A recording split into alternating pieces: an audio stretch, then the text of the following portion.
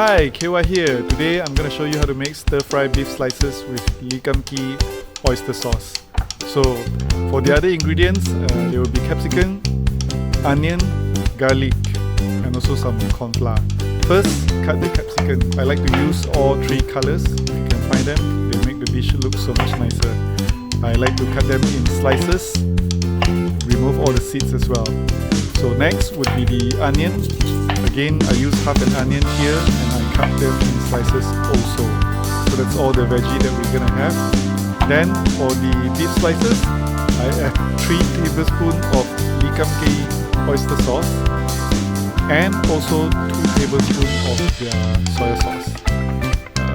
To mix them up well, you want to also add 2 tablespoons of corn flour.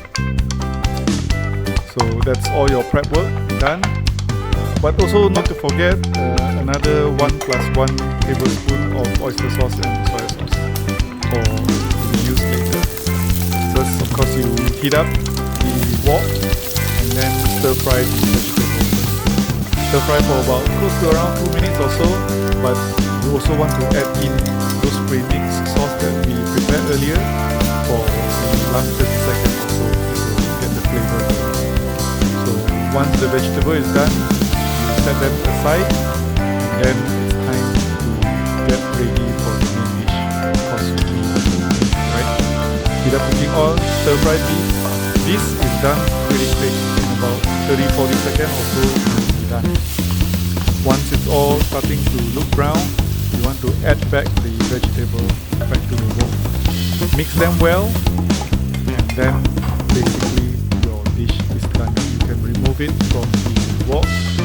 Serve it. Remember to enjoy this when it is piping hot.